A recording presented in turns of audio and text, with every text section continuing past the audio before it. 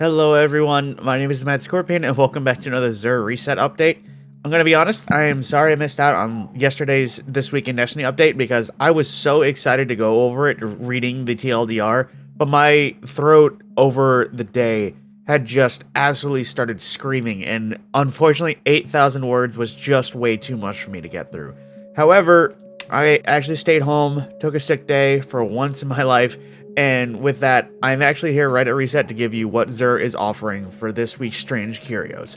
So right on the front page, we do have two catalysts per the usual. The first is the Prospector catalyst, which in hindsight, I probably should have checked before actually putting out my description, because Prospector is indeed getting an update, where it now spawns additional cluster bombs after detonation, increasing damage per shot over a larger area. It no longer has its sticky grenade or flame grenades or remote detonation functions, but it has a lower mag size and it got cut off a little bit, but its catalyst is reworked into additional reload speed. So yes, they are aware that the Prospector is a bit outdated. However, I don't know if this will save it. Just disregard my mentions of Prospector for the rest of the video, please. I want to say it's worth it because an increase in ammo reserves is always worth it. However, Prospector is in a really weird spot. Now, again, I didn't read the full TWID, so I don't know if they're touching this at all, but at the same time, Prospector has been lost to time like many other Prospectors. So I feel like this would be worth it for the collection, otherwise I don't think you should focus on this. The next one, though, Traveler's Chosen. This is a gun that I personally don't use just because I'm not the biggest fan of sidearms, but I know many people use it in conjunction with any ability spam builds. If you don't know, Traveler's Chosen has an ability where as you get kills, you generate stacks, and if you consume those stacks, you just get full-on ability energy. In combination, the catalyst does give it two perks, one being Osmosis, so you can better apply your subclass-specific damage types, as well as the Surplus trait, where basically just any fully charged ability grants you bonus stats. It is a great sidearm in comparison to other sidearms. Unfortunately, sidearms just don't rank high on my list. As you can see, I have the catalyst, but I haven't finished it.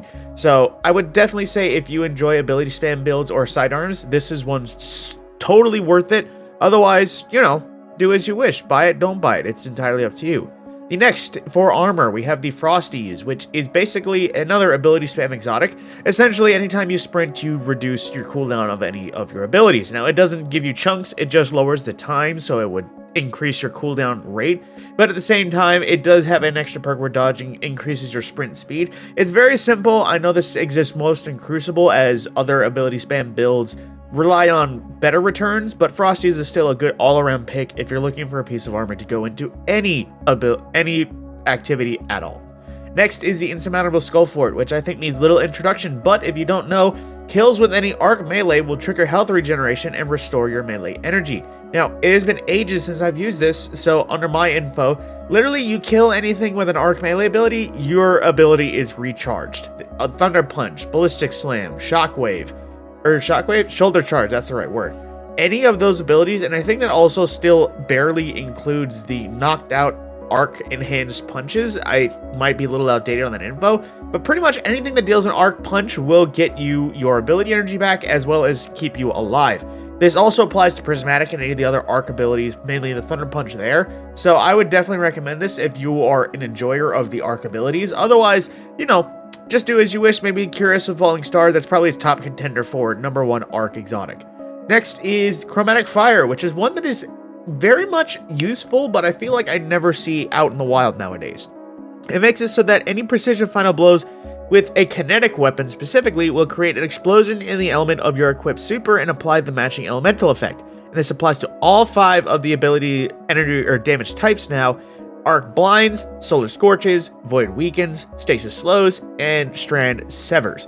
Now, it is incredibly useful as an idea because it makes it so that your kinetics can actually have subclass specific debuffs applied to your enemies. However, there is just many other Warlock exotics that I would say are more worth it in their risk reward, if there's a way to put it. Now, fully, if you have a build that is going out and it can shift, I'd say this is a good one for Prismatic just because you can apply all the elemental variety you wish.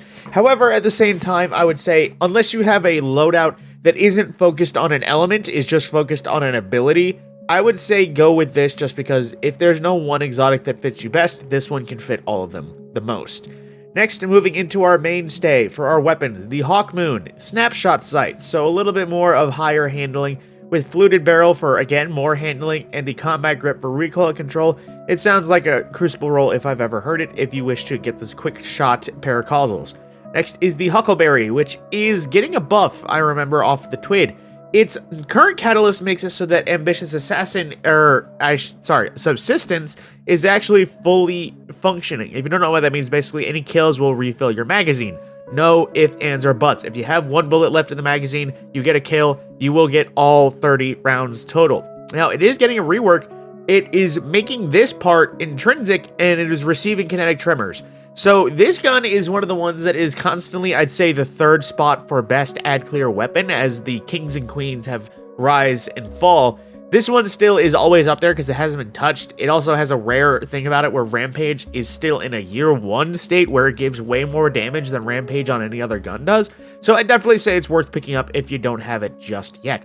Speaking of the same thing, the Graviton Lance, in a very good spot because it constantly was buffed and then nerfed here and there.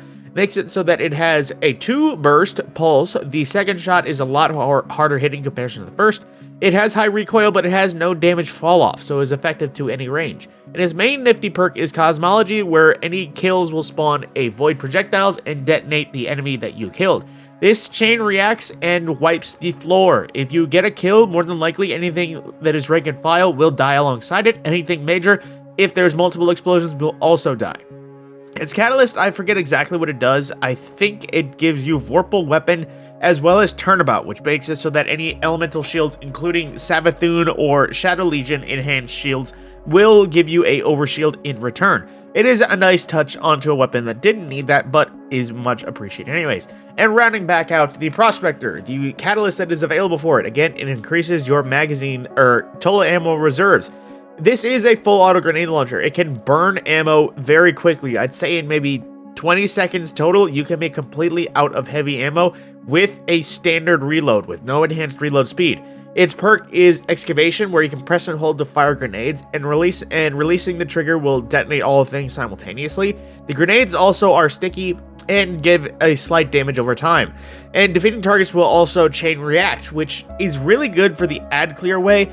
But I think ad clear grenade launchers have been a thing of the past, even though they're really good in idea, because they can do high and low damage, take care of almost anything on the field in 1 or 2 shots. But in the end, Prospector has still been lost to time in the route of other grenade launchers, kind of similar to how Anarchy was, because Prospector used to be the thing for killing Riven, and then it wasn't, and everyone forgot the Prospector existed. With that is Xur's stock. His associate weapons are the Enigma's Draw sidearm, the Friction Fire submachine gun, the 7th Seraph shotgun, which is actually CQC because they're Psychelos, never mind. 7th Seraph shotgun, very good one.